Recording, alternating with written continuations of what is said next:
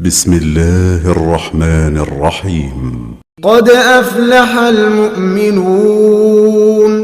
الذين هم في صلاتهم خاشعون والذين هم عن اللغو معرضون والذين هم للزكاة فاعلون والذين هم لفروجهم حافظون إلا على أزواجهم أو ما ملكت أيمانهم فإنهم غير ملومين فمن ابتغى وراء ذلك فأولئك هم العادون والذين هم لأماناتهم وعهدهم راعون والذين هم على صلواتهم يحافظون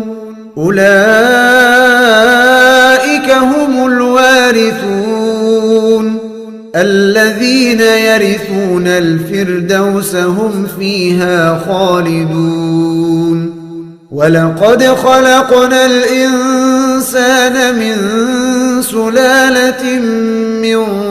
طين ثم جعلناه نطفة في قرار مكين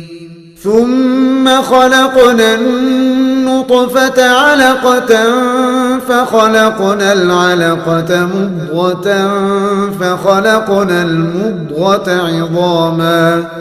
فخلقنا المضغة عظاما فكسونا العظام لحما ثم أنشأناه خلقا آخر فتبارك الله أحسن الخالقين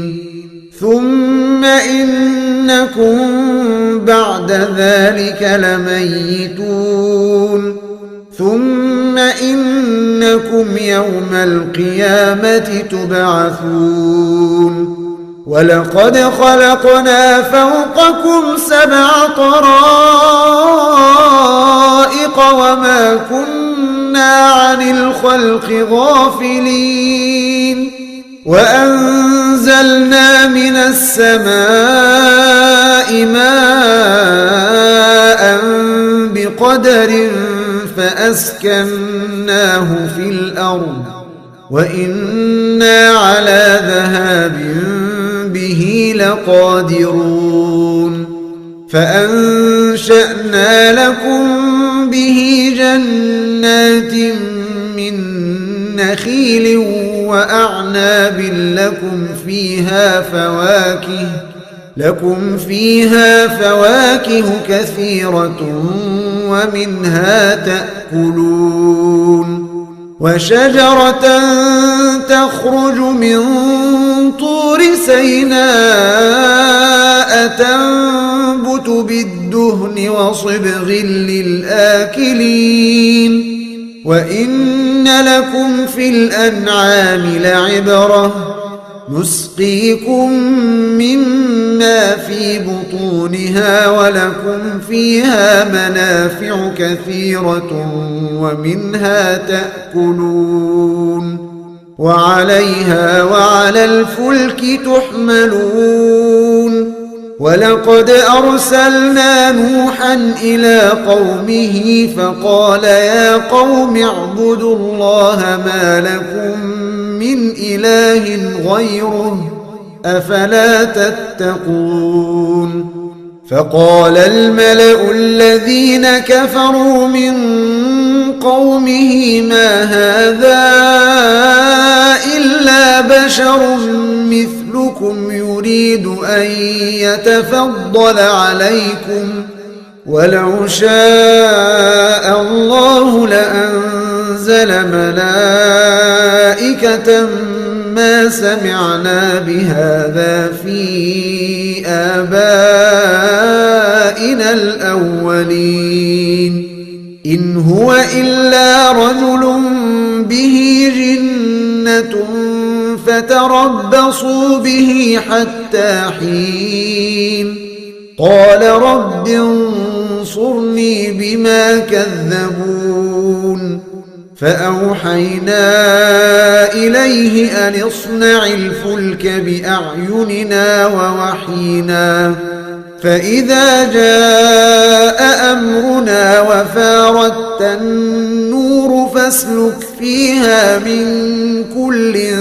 زوجين اثنين وأهلك إلا من سبق عليه القول منهم ولا تخاطبني في الذين ظلموا إنهم مغرقون فإذا استويت أنت ومن معك على الفلك فقل الحمد لله الذي نجانا من القوم الظالمين وقل رب أنزلني منزلا مباركا وأنت خير المنزلين إن في ذلك لآيات وإن كنا لمبتلين ثم أنشأنا من بعدهم قرنا آخرين فأرسلنا فيهم رسولا منهم أن اعبدوا الله ما لكم من إله غيره أفلا تتقون وقال الملأ من قومه الذين كفروا وكذبوا بلقاء الآخرة وأترفناهم في الحياة الدنيا ما هذا إلا بشر مثلكم يأكل مما تأكلون منه ويشرب مما تشربون ولئن أطعتم بشرا مثلكم إنكم إذا لخاسرون أيعدكم أنكم إذا متم وكنتم ترابا وعظاما أنكم مخرجون هيهات هيهات لما توعدون إن هي إلا حياتنا الدنيا نموت ونحيا وما نحن بمبعوثين إن هو إلا رجل افترى على الله كذبا وما نحن له بمؤمنين قال رب انصرني بما كذبون قال عما قليل ليصبحن نادمين فأخذتهم الصيحة بالحق فجعلناهم غثاء فبعدا للقوم الظالمين ثم أنشأنا من بعدهم قرونا آخرين ما تسبق من أمة أجلها وما يستأخرون ثم أرسلنا رسلنا تترى كلما جاء أمة رسولها كذبوه فأتبعنا بعضهم بعضا وجعلناهم أحاديث فبعدا لقوم لا يؤمنون ثم أرسلنا موسى وأخاه هارون بآياتنا وسلطان مبين إلى فرعون وملئه فاستكبروا وكانوا قوما عالين فقالوا أنؤمن لبشرين مثلنا وقومهما لنا عابدون فكذبوهما فكانوا من المهلكين ولقد آتينا موسى الكتاب لعلهم يهتدون وجعلنا ابن مريم وأمه آية وآويناهما إلى ربوة ذات قرار ومعين يا أيها الرسل كلوا من الطيبات واعملوا صالحا إني بما تعملون عليم وإن هذه أمتكم أمة واحدة وأنا ربكم فاتقون فتقطعوا أمرهم بينهم زبرا كل حزب بما لديهم فرحون فذرهم في غمرتهم حتى حين أيحسبون أن ما نمدهم به من مال وبنين نسارع لهم في الخيرات بل لا يشعرون إن الذين هم من خشية ربهم مشفقون والذين هم بآيات ربهم يؤمنون والذين هم بربهم لا يشركون والذين يؤتون ما آتوا وقلوبهم وجلة أنهم إلى ربهم راجعون أولئك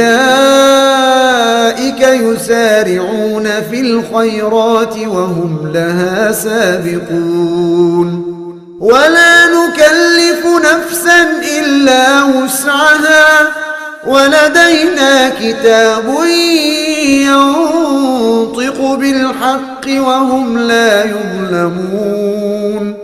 بل قلوبهم في غمرة من هذا ولهم أعمال من دون ذلك هم لها عاملون حتى إذا أخذنا مترفيهم بالعذاب إذا هم يجأرون لا تجأروا اليوم إنكم منا لا تنصرون قد كانت آياتي تتلى عليكم فكنتم على أعقابكم تنكصون مستكبرين به سامرا تهجرون أفلم يدبروا القول أم جاءهم ما لم يأت آباءهم الأولين أم لم يعرفوا رسولهم فهم له منكرون أم يقولون به جنة بل جاءهم بالحق وأكثرهم للحق كارهون ولو اتبع الحق أهواءهم لفسدت السماوات والأرض ومن فيهن بل أتيناهم بذكرهم فهم عن ذكرهم معرضون أم تسألهم خرجا فخراج ربك خير وهو خير الرازقين وإنك لتدعوهم إلى صراط مستقيم وإن الذين لا يؤمنون بالآخرة عن الصراط لناكبون ولو رحمناهم وكشفنا ما بهم من ضر للجوا في طغيانهم يعمهون ولقد أخذناهم بالعذاب فما استكانوا لربهم وما يتضرعون حتى إذا فتحنا عليهم بابا ذا عذاب شديد إذا هم فيه مبلسون وهو الذي أنشأ لكم السمع والأبصار والأفئدة قليلا ما تشكرون وهو الذي ذرأكم في الأرض وإليه تحشرون وهو الذي يحيي ويميت وله اختلاف الليل والنهار أفلا تعقلون بل قالوا مثل ما قال الأولون قالوا أإذا متنا وكنا ترابا وعظاما أإنا لمبعوثون لقد وعدنا نحن وآباؤنا هذا من قبل إن هذا إلا أساطير الأولين قل لمن الأرض ومن فيها إن كنتم تعلمون سيقولون لله قل أفلا تذكرون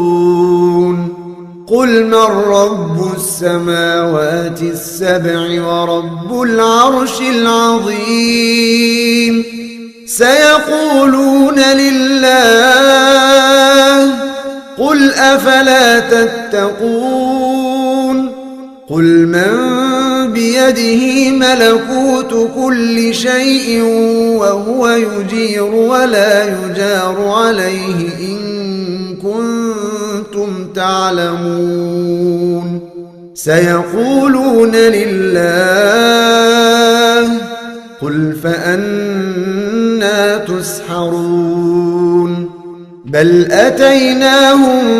بالحق وإنهم لكاذبون ما اتخذ الله من ولد وما كان معه من إله إذا لذهب كل إله بما خلق ولعلى بعضهم على بعض سبحان الله عما يصفون عالم الغيب والشهادة فتعالى عما يشركون قل رب إما تريني ما يوعدون رب فلا تجعلني في القوم الظالمين وإنا على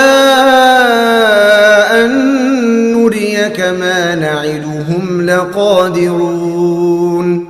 ادفع بالتي هي أحسن السيئة نحن أعلم بما يصفون وقل رب أعوذ بك من همزات الشياطين وأعوذ بك رب أن يحضرون حتى إذا جاء أحدهم الموت قال رب ارجعون لعلي أعمل صالحا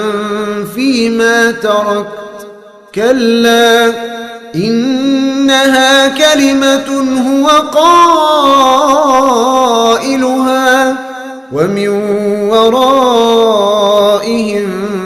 برزخ إلى يوم يبعثون فإذا نفخ في الصور فلا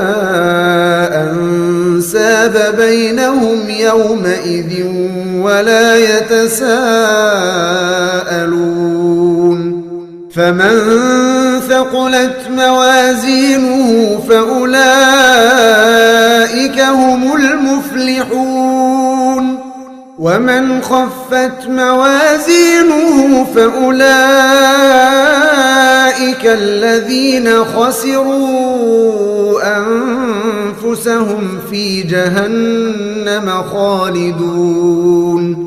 تلفح وجوههم النار وهم فيها كالحون ألم تكن آياتي تتلى عليكم فكنتم بها تكذبون قالوا ربنا غلبت علينا شقوتنا وكنا قوما ضالين ربنا أخرجنا منها فإن عدنا فإنا ظالمون قال اخسئوا فيها ولا تكلمون إنه كان فريق من عبادي يقولون ربنا آمنا فاغفر لنا وارحمنا وأنت خير الراحمين فاتخذتموهم سخريا حتى أنسوكم ذكري وكنتم منهم تضحكون إني جزيتهم اليوم بما صبروا أنهم هم الفائزون قال كم لبثتم في الأرض عدد سنين قالوا لبثنا يوما أو بعض يوم فاسأل العادين قال إن لبثتم إلا قليلا لو أنكم كنتم تعلمون أفحسبتم أنما خلقناكم عبثا وأنكم إلينا لا ترجعون فتعالى الله الملك الحق لا إله إلا هو رب العرش الكريم ومن يدع مع الله إلها آخر لا برهان له به فإنما حسابه عند ربه إنه لا يفلح الكافرون وقل رب اغفر وارحم وأنت خير الراحمين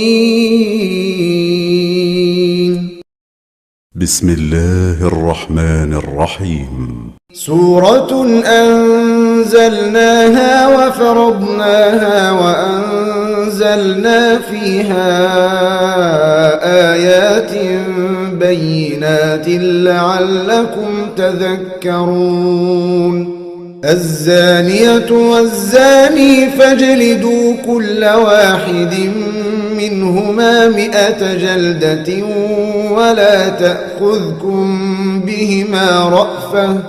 ولا تأخذكم بهما رأفة في دين الله إن كنتم تؤمنون بالله واليوم الآخر وليشهد عذابهما طائفة من المؤمنين الزاني لا ينكح إلا زانية أو مشركة والزانية لا ينكحها إلا زان أو مشرك وحرم ذلك على المؤمنين والذين يرمون المحصنات ثم لم يأتوا ب4 شهداء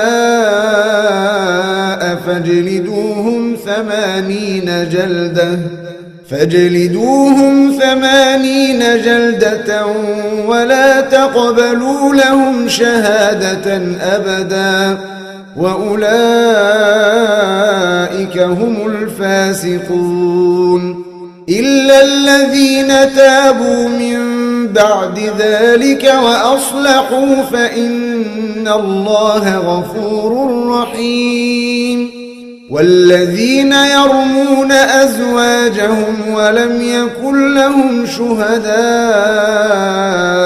إلا أنفسهم فشهادة أحدهم 4 شهادات بالله إنه لمن الصادقين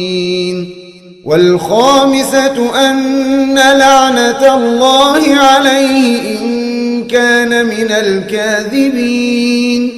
ويدرأ عنها العذاب أن تشهد 4 شهادات بالله إنه لمن الكاذبين والخامسة أن غضب الله عليها إن كان من الصادقين ولولا فضل الله عليكم ورحمته وأن الله تواب حكيم إن الذين جاءوا بالإفك عصبة منكم لا تحسبوه شرا لكم بل هو خير لكم لكل امرئ منهم ما اكتسب من الإثم والذي تولى كبره منهم له عذاب عظيم لولا إذ سمعتموه ظن المؤمنون والمؤمنات بأنفسهم خيرا وقالوا هذا إفك مبين لولا جاءوا عليه ب4 شهداء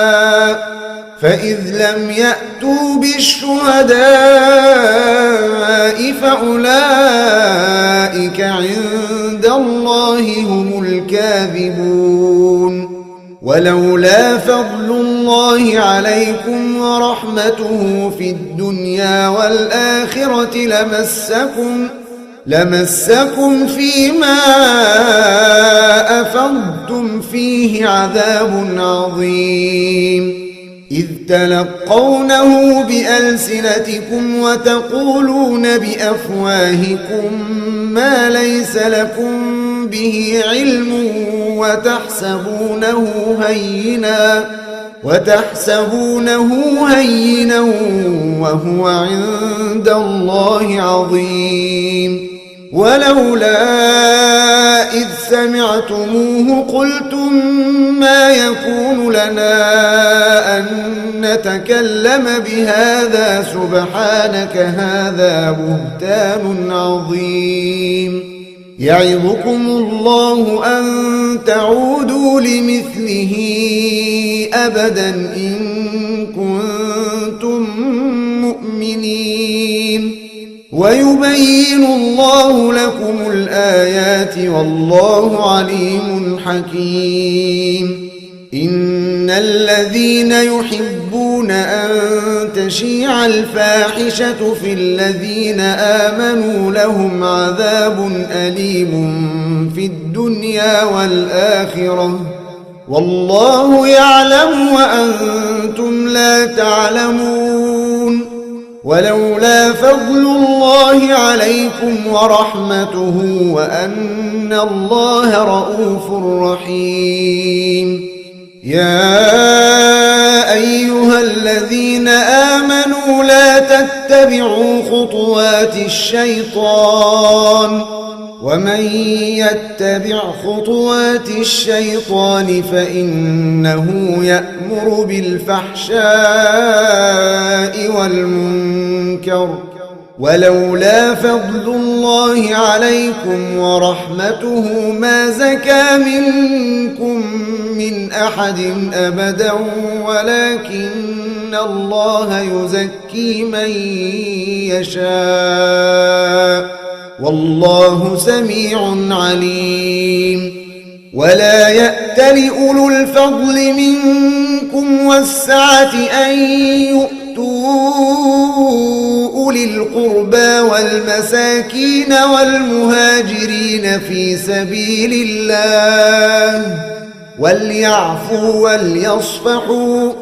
ألا تحبون أن يغفر الله لكم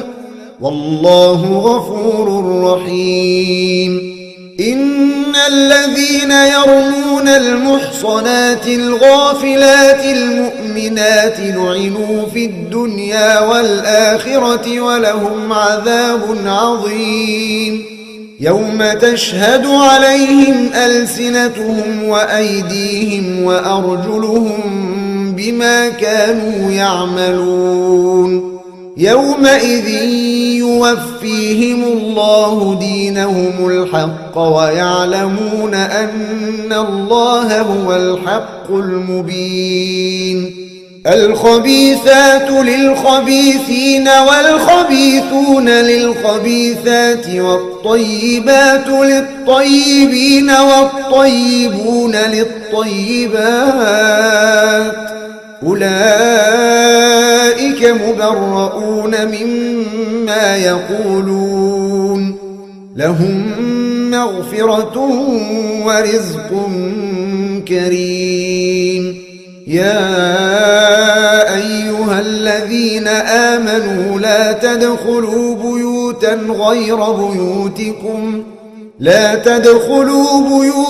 غير بيوتكم حتى تستأنسوا وتسلموا على أهلها ذلكم خير لكم لعلكم تذكرون. فإن لم تجدوا فيها أحدا فلا تدخلوها حتى يؤذن لكم وإن قيل لكم ارجعوا فارجعوا هو أزكى لكم والله بما تعملون عليم. ليس عليكم جناح أن تدخلوا بيوتا غير مسكونة فيها متاع لكم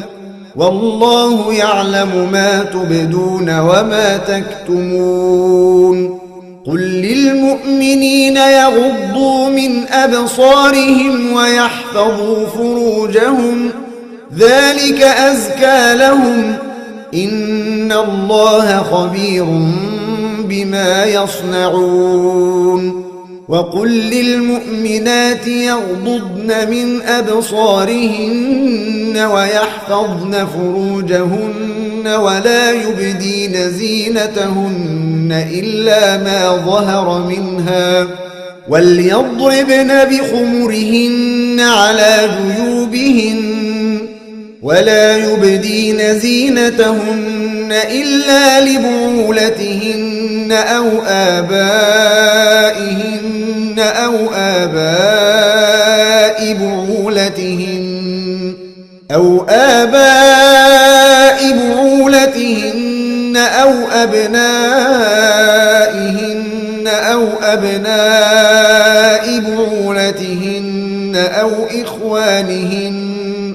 أو إخوانهن أو بني إخوانهن أو بني أخواتهن أو نسائهن أو ما ملكت أيمانهن أو التابعين غير أولي الإربة من الرجال أو الطفل الذين لم يظهروا على عورات النساء ولا يضربن بأرجلهن ليعلم ما يخفين من زينتهن وتوبوا إلى الله جميعا أيها المؤمنون لعلكم تفلحون. وأنكحوا الأيام منكم والصالحين من عبادكم وإمائكم إن يكونوا فقراء يغنهم الله من فضله والله واسع عليم وليستعفف الذين لا يجدون نكاحا حتى يغنيهم الله من فضله والذين يبتغون الكتاب مما ملكت أيمانكم فكاتبوهم إن علمتم فيهم خيرا وآتوهم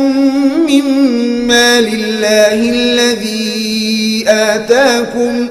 ولا تكرهوا فتياتكم على البغاء إن أردنا تحصنا لتبتغوا عرض الحياة الدنيا ومن يكرهن فإن الله من بعد إكراههن غفور رحيم ولقد أنزلنا إليكم آيات مبينات ومثلا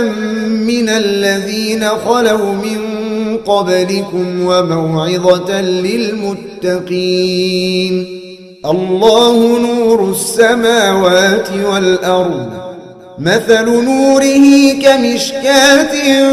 فيها مصباح المصباح في زجاجة الزجاجة كأنها كوكب دري يوقد من شجرة مباركة زيتونة لا شرقية ولا غربية يكاد زيتها يضيء ولو لم تمسسه نور على نور يهدي الله لنوره من يشاء ويضرب الله الأمثال للناس والله بكل شيء عليم في بيوت أذن الله أن ترفع ويذكر فيها اسمه يسبح له فيها بالغدو والآصال رجال لا تلهيهم تجارة ولا بيع عن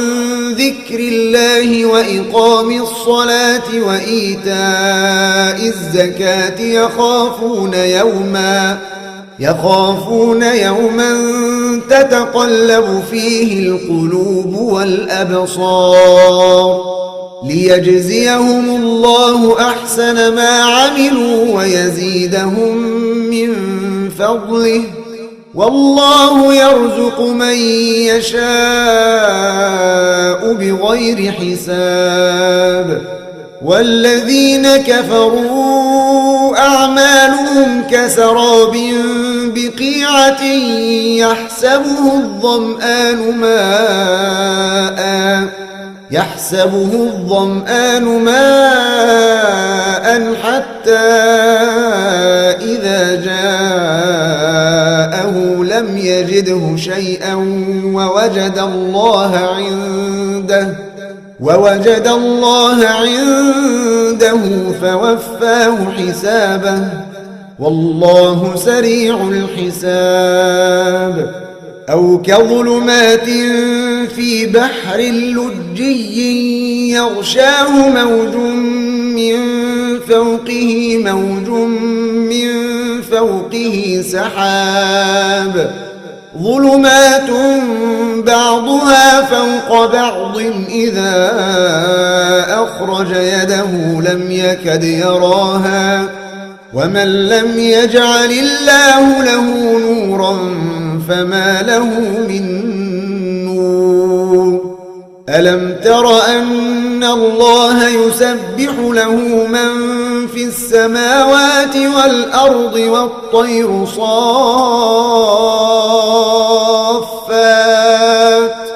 كل قد علم صلاته وتسبيحه والله عليم بما يفعلون ولله ملك السماوات والأرض وإلى الله المصير ألم تر أن الله يزجي سحابا ثم يؤلف بينه ثم يجعله ركاما فترى الودق يخرج من خلاله وينزل من السماء من جبال فيها من برد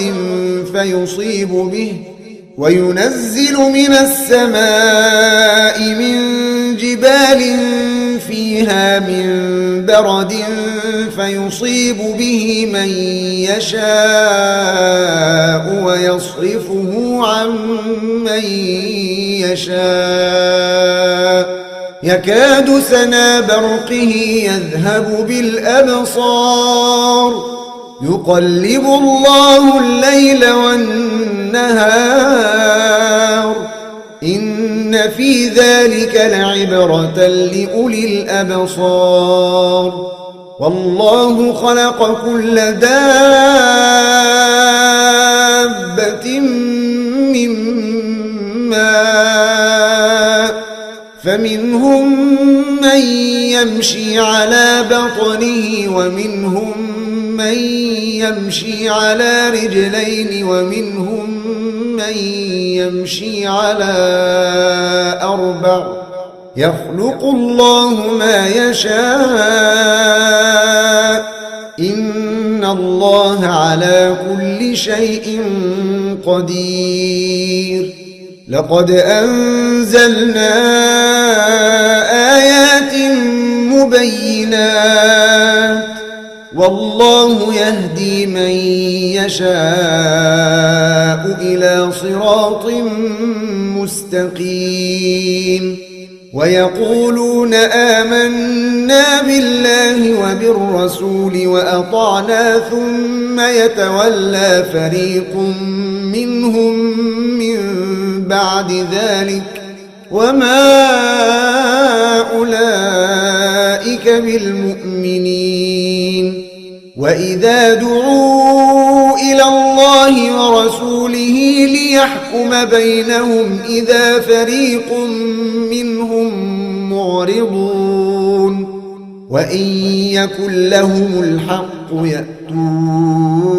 إليه مذعنين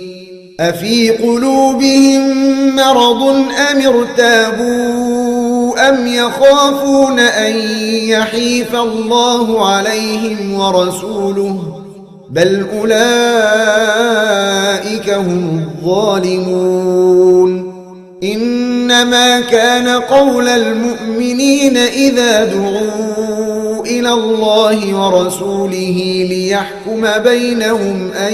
يقولوا سمعنا وأطعنا وأولئك هم المفلحون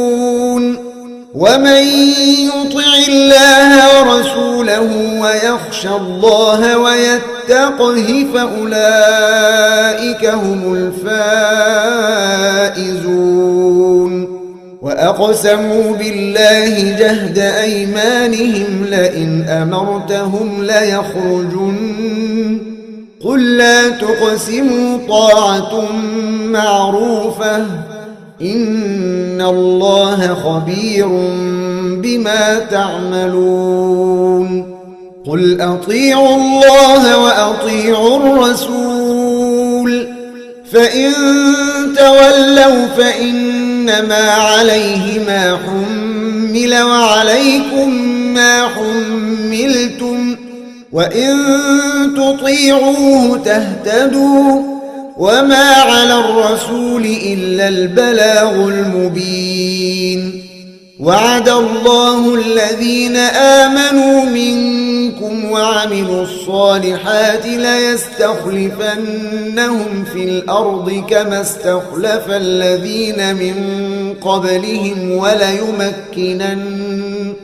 وليمكنن لهم دينهم الذي ارتضى لهم وليبدلنهم من بعد خوفهم أمنا يعبدونني لا يشركون بي شيئا ومن كفر بعد ذلك فأولئك هم الفاسقون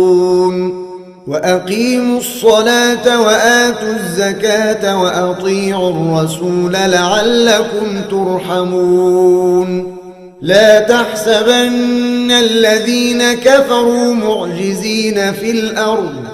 ومأواهم النار ولبئس المصير يا أيها الذين آمنوا ليستأذنكم الذين ملكت أيمانكم والذين لم يبلغوا الحلم منكم 3 مرات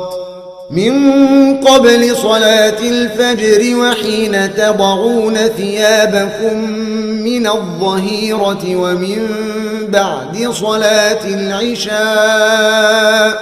3 عورات لكم ليس عليكم ولا عليهم جناح بعدهن طوافون عليكم بعضكم على بعض كذلك يبين الله لكم الآيات والله عليم حكيم وإذا بلغ الأطفال منكم الحلم فليستأذنوا كما استأذن الذين من قبلهم كذلك يبين الله لكم آياته والله عليم حكيم والقواعد من النساء اللاتي لا يرجون نكاحا فليس عليهن جناح أن يضعن ثيابهن غير متبرجات بزينة وأن يستعففن خير لهن والله سميع عليم ليس على الأعمى حرج ولا على الأعرج حرج ولا على المريض حرج ولا على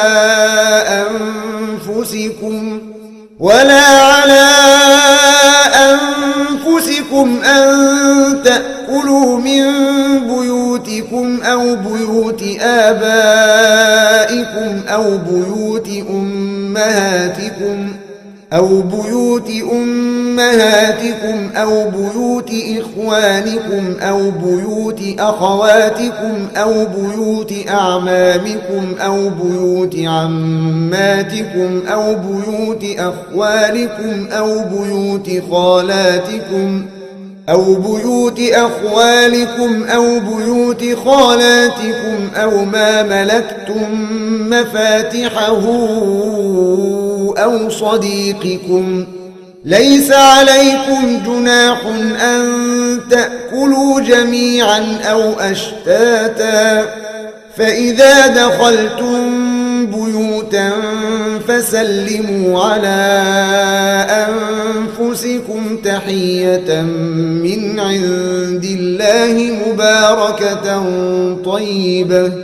كذلك يبين الله لكم الآيات لعلكم تعقلون إنما المؤمنون الذين آمنوا بالله ورسوله وإذا كانوا معه على أمر جامع لم يذهبوا حتى يستأذنوه إن الذين يستأذنونك أولئك الذين يؤمنون بالله ورسوله فإذا استأذنوك لبعض شأنهم فأذن لمن شئت منهم واستغفر لهم الله إن الله غفور رحيم لا تجعلوا دعاء الرسول الرسول بينكم كدعاء بعضكم بعضا قد يعلم الله الذين يتسللون منكم لواذا فليحذر الذين يخالفون عن أمره أن تصيبهم فتنة أو يصيبهم عذاب أليم ألا إن لله ما في السماوات والأرض قد يعلم ما أنتم عليه ويوم يرجعون إليه فينبئهم بما عملوا والله بكل شيء عليم. بسم الله الرحمن الرحيم. تبارك الذي نزل الفرقان على عبده ليكون للعالمين نذيرا الذي له ملك السماوات والأرض ولم يتخذ ولدا ولم يكن له شريك في الملك وخلق كل شيء فقدره تقديرا واتخذوا من دونه آلهة لا يخلقون شيئا وهم يخلقون ولا يملكون لأنفسهم ضرا ولا نفعا ولا يملكون موتا ولا حياة ولا نشورا وقال الذين كفروا إن هذا إلا إفك افتراه وأعانه عليه قوم آخرون فقد جاءوا ظلما وزورا وقالوا أساطير الأولين اكتتبها فهي تملى عليه بكرة وأصيلا قل أنزله الذي يعلم السر في السماوات والأرض إنه كان غفورا رحيما وقالوا ما لهذا الرسول يأكل الطعام ويمشي في الأسواق لولا أنزل إليه ملك فيكون معه نذيرا أو يلقى إليه كنز أو تكون له جنة يأكل منها وقال الظالمون إن تتبعون إلا رجلا مسحورا انظر كيف ضربوا لك الأمثال فضلوا فلا يستطيعون سبيلا تبارك الذي إن شاء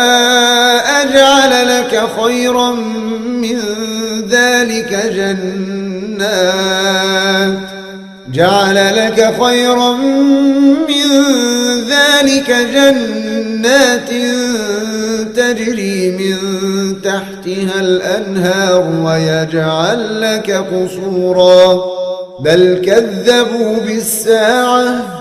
وأعتدنا لمن كذب بالساعة سعيرا إذا رأتهم من مكان بعيد سمعوا لها تغيظا وزفيرا وإذا ألقوا منها مكانا ضيقا مقرنين دعوا هنالك ثبورا لا تدعوا اليوم ثبورا واحدا وادعوا ثبورا كثيرا قل أذلك خير أم جنة الخلد التي وعد المتقون كانت لهم جزاء ومصيرا لهم فيها ما يشاءون خالدين كان على ربك وعدا مسئولا ويوم يحشرهم وما يعبدون من دون الله فيقول أأنتم أضللتم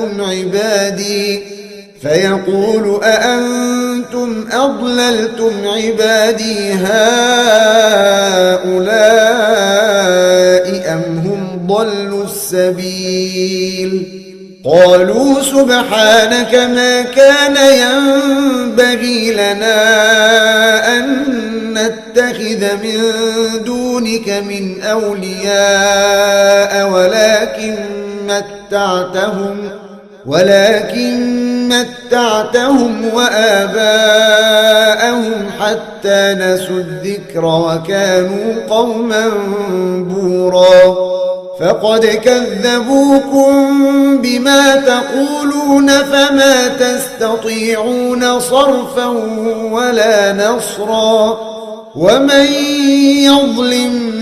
منكم نذقه عذابا كبيرا وما أرسلنا قبلك من المرسلين إلا إنهم ليأكلون الطعام ويمشون في الأسواق وجعلنا بعضكم لبعض فتنة أتصبرون وكان ربك بصيرا.